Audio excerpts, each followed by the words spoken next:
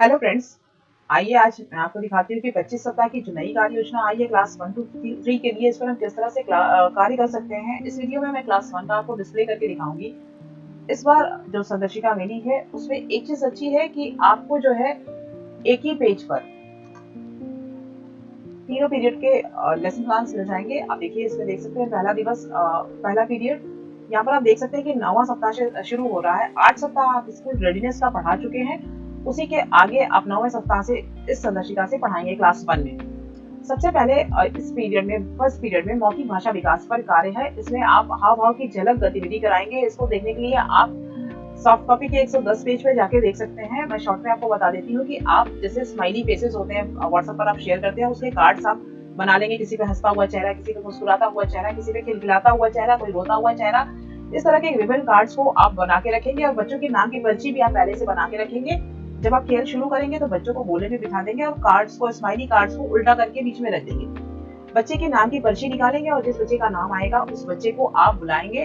वो बच्चा एक कार्ड, स्माइली कार्ड उठाएगा और उसमें जो भी भाव होंगे उसको उस भाव से जुड़ी हुई कोई घटना बतानी होगी। जैसे अगर स्माइली का कार्ड उठाता है तो आप उससे पूछेंगे कि ये आपने कब स्माइल किया था। तो बच्चा बता सकता है कि जब मेरी मम्मी ने मुझे संडे को कहा कि आप और देर सोगे तो मुझे तब मैंने ऐसा फेस बनाया था। इस तरह से उनके जीवन से जुड़ी हुई घटनाएं उस फेस से जोड़ते हुए आप बच्चों से बुलवाएंगे। देखिए, ये पीरियड मौखिक भाषा विकास का है, तो आपको ये ध्यान देना है कि बच्चे अधिक से अधिक बोले। जब सभी बच्चों के साथ ये गतिविधि हो जाएगी तो इसी पीरियड में आप एक और गतिविधि कराएंगे, ओला ओला बंगा बोला। आप सभी इस गतिविधि से भी परिचित होंगे। टीचर बोलेगा ओला ओला, बच्चे बोलेंगे बंगा बोला।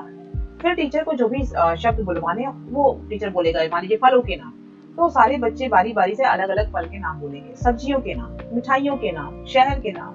तो इस तरह से जो है ये एक्टिविटी चलेगी। ये एक्टिविटी खत्म होने के बाद आप बच्चों से इस जो बातचीत होती है, इससे खेल से संबंधित कोई चित्र बनाकर उसमें रंग भरने को बोलेंगे और फिर उस चित्र के बारे में अपने साथी से बातचीत करेंगे।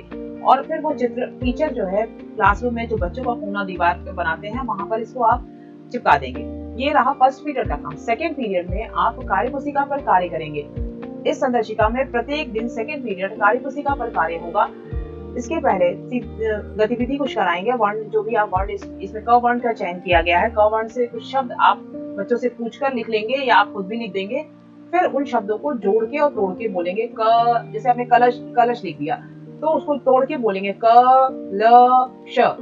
पहली आवाज को अब अलग करेंगे। इसको क को आप बोर्ड पर लिख देंगे और 3 से 4 बार उच्चारित करेंगे, क क क। फिर इसके बाद, इस एक्टिविटी के बाद आप उनकी पाठ्य पुस्तकों में और जो प्रिंट दीवार पे लगे हुए हैं उनकी मदद ले सकते हैं। वहां पर उनको गोला लगाने को कहेंगे या ढूंढने को कहेंगे।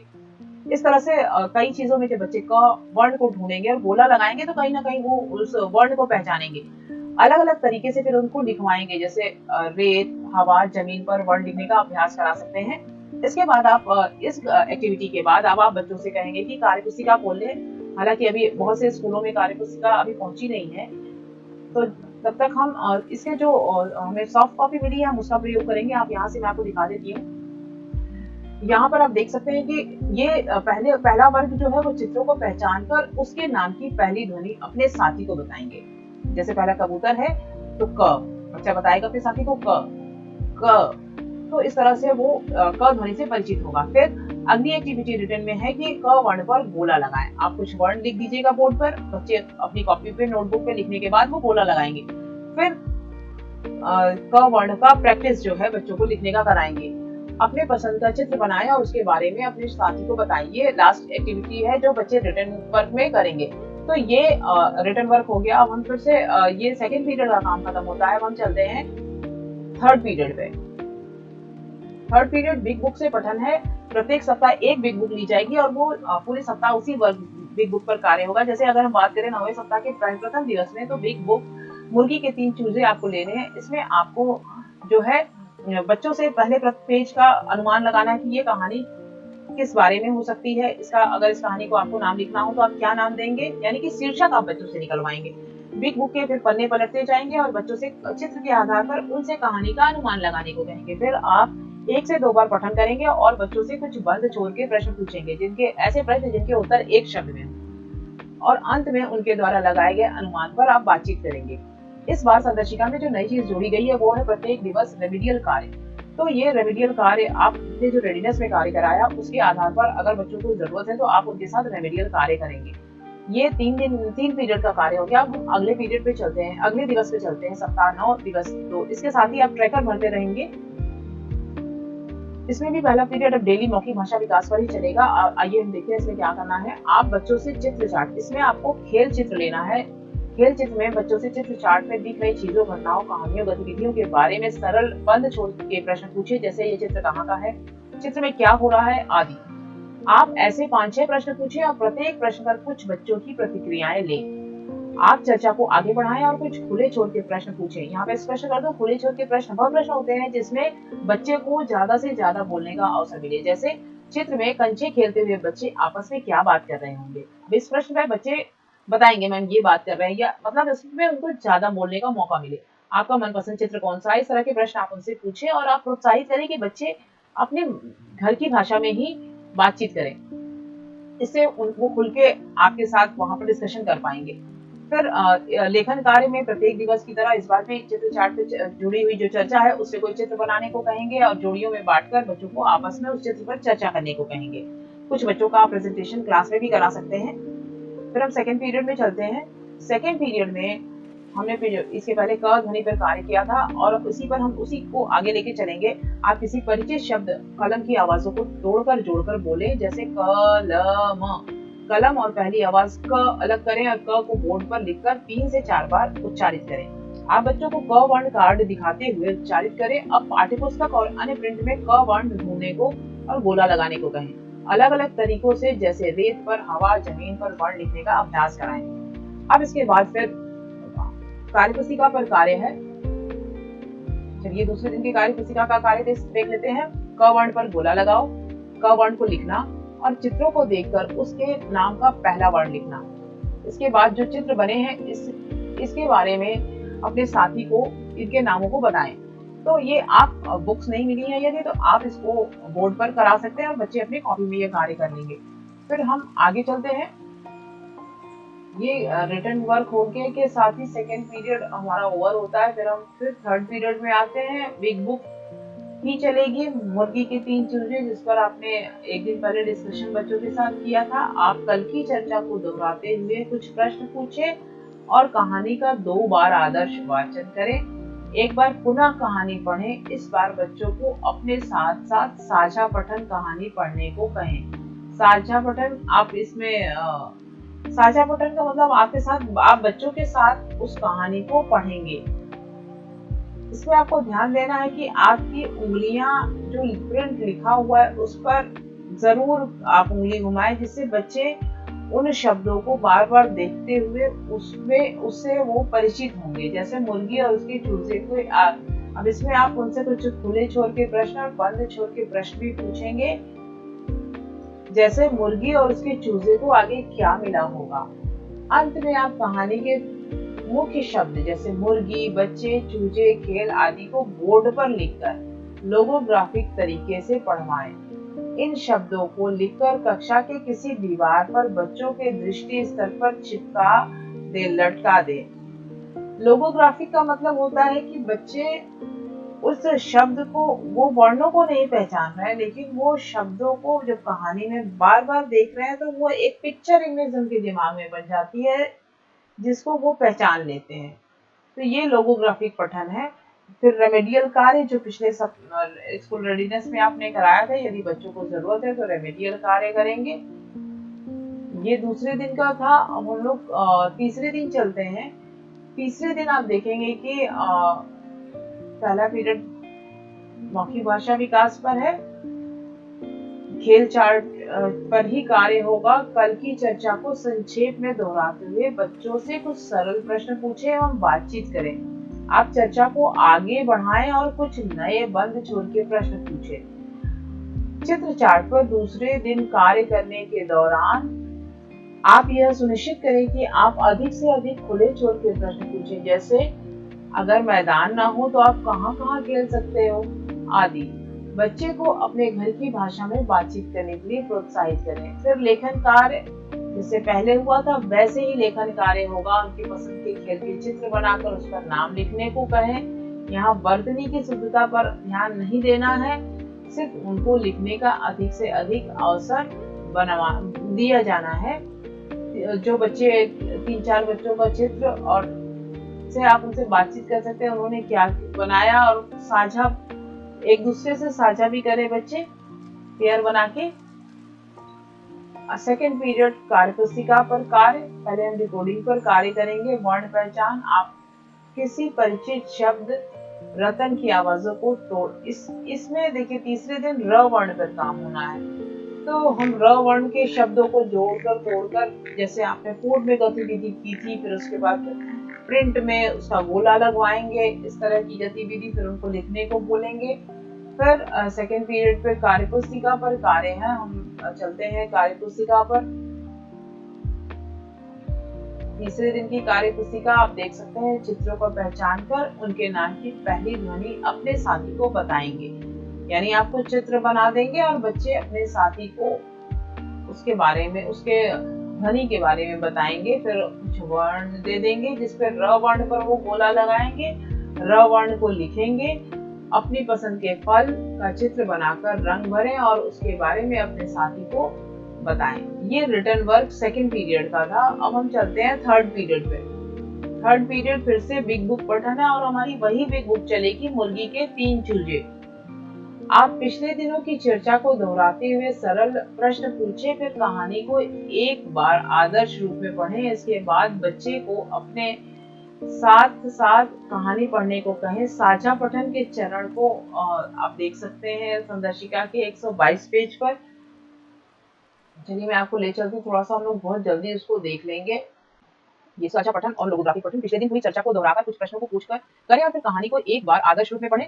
एक बार फिर से कहानी पढ़ें। इस बार बच्चों को अपने साथ साथ कहानी पढ़ने को कहें। पढ़ने के दौरान आप उन जगहों पर रुके जहां बच्चे कहानी या चित्रों के आधार पर स्वयं से कुछ शब्द जोड़ सकें। इस प्रक्रिया को 2 से 3 बार दोहराएं। अंत में पिछले दिन जो शब्द चार्ट पेपर पर आपने लिखे थे उन्हें किसी भी क्रम में बोलें और बच्चों से शब्द को ढूंढकर पढ़ने को कहें। यानी ये वर्कबुक के साथ, साझा पठन के साथ आप ये कार्य बच्चों के साथ करेंगे। आगे चलते हैं। फिर रेमेडियल कार्य, अगर जरूरत है तो आप रेमेडियल कार्य करेंगे। आइए चलते हैं चौथे दिवस पर। चौथे दिवस पर मौखिक भाषा विकास में पर कार्य करने के लिए आपको कक्षा में बात कहने के तरीके वाली गतिविधि जो आपको मिलेगी 110 पेज पर।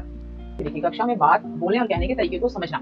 आप बच्चों से चर्चा करें कि सभी की बातों को बराबर रूप से सुना जाए। इसके लिए हमें कुछ बातों का ध्यान रखना चाहिए। अब आप बच्चों को अपने पीछे पीछे ये बातें दोहराने के लिए कहें। मैं वादा करता हूँ करती हूँ कि जब दूसरे बोल रहे होंगे तो मैं ध्यान से सुनूंगी। इस तरह से आप इसको पूरी पेज को पॉज करके पढ़ लीजिए और इस तरह की एक्टिविटी क्लास में आप इसको कराएंगे। फिर से मैं वापस उसी पेज पर आती हूँ। कक्षा में बात कहने के तरीके को समझना, ये आप वहां से समझ गए होंगे। आप आगे जो है आप खेल बोलो बोलो कौन है मिलता गतिविधि बच्चों के साथ कराएं। इसको भी हम वापस 105 पेज पर हमें मिलेगा। मैं ले चलती हूँ आपको 105 पेज पर। ये देखिए, ये है बोलो बोलो कौन है मिलता। आप इसको पढ़ लें और इसी पॉज करके पढ़ लें और इसी के हिसाब से बच्चों को गतिविधि करा दीजिएगा। फिर सेम पैटर्न पर आप लेखन कार्य करा देंगे। उनकी पसंद की खेल से संबंधित कोई चित्र बनाकर उनसे अपने साथी से बातचीत करने को कहेंगे और फिर बच्चों के कोने में लगा देंगे, जो बच्चों का कोना बनाए। इसके बाद कार्य पुस्तिका पर कार्य। फिर हम डिकोडिंग का कार्य पहले करेंगे। वर्ण पहचान, किसी परिचित शब्द, यहाँ पर आपको र वर्ण की ध्वनि पर कार्य करना है।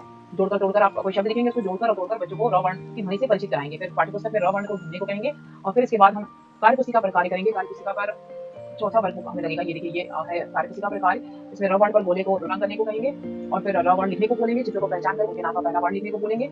अब ये जो चित्र दिया है, यहाँ पर चित्र में क्या हो रहा है अपने साथी को बताएं। तो इस तरह से आप कोई चित्र, अगर आपको ये चित्र नहीं मिलता तो आप कोई भी चित्र किताब का कोई चित्र दिखाकर बच्चों से कह सकते हैं कि आप इससे बात करिए। तो ये चौथे दिन का कार्य था। अब हम चलते हैं 5वें दिन पर, सॉरी थर्ड पीरियड में चलते हैं। थर्ड पीरियड में फिर से बिग बुक से पठन है और वही बिग बुक मुर्गी के 3 चूजे। अब इसमें थोड़ा सा अलग है। पिछले दिनों की चर्चा को दोहराते हुए कुछ प्रश्न पूछे, फिर बच्चों को अपने साथ साथ साझा पठन कहानी पढ़ने को कहें। आप बच्चों से कहानी पर बातचीत करें और कुछ नए खुले छोटे प्रश्न पूछें। आप बोर्ड पर कहानी का शीर्षक लिखें और बच्चों को कहेंगे अब हम कहानी को अपने शब्दों में बोर्ड पर लिखेंगे। इसके लिए प्रत्येक बच्चे को कहानी से जुड़ी एक लाइन की कहानी के क्रम से जोड़ने को कहें। फिर आप कहानी को सरल वाक्यों में एक चार्ट पेपर पर या बोर्ड पर लिखते जाएं। ये लेखन का कार्य आप करेंगे। यानी कि इस पीरियड में वो जो स्टोरी आपने मुर्गी के 3 चूजे कराई है, बच्चों के उसे सुनकर एक लाइन में उसको लिखते जाएंगे। फिर रेमेडियल कार्य, अगर आपको जरूरत है तो रेमेडियल कार्य करा लीजिए। हम चलते हैं अगले 5वें दिन, जो कि फिर से हम देखते हैं इसमें क्या करना है। 5वें दिन आप बच्चों के स्तर की पूर्ण की सुनी या पढ़ी हुई किसी कहानी को अपने शब्दों स्थानीय भाषा में मौखिक रूप से बच्चों को सुनाएं।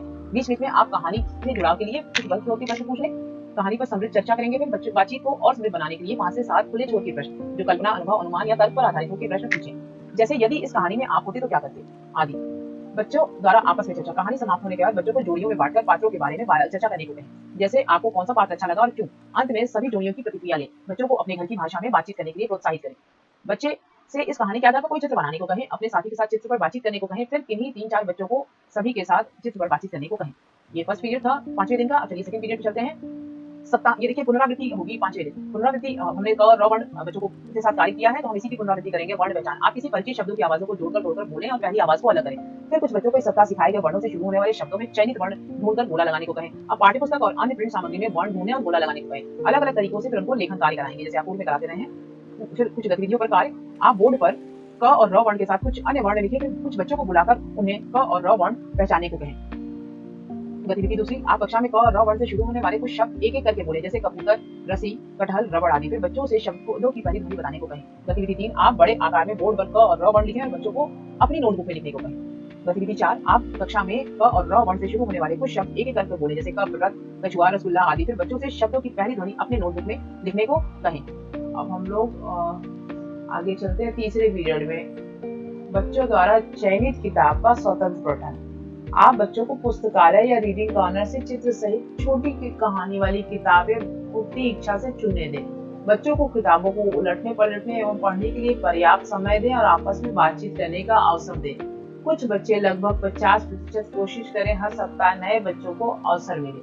बच्चों को उनकी किताब की कहानी पर अपनी बात रखने का अवसर दें। बच्चे जैसे ही कहानी बताएं उन्हें उसे स्वीकार करें। बच्चों को अपने घर की भाषा में बातचीत करने के लिए प्रोत्साहित करें।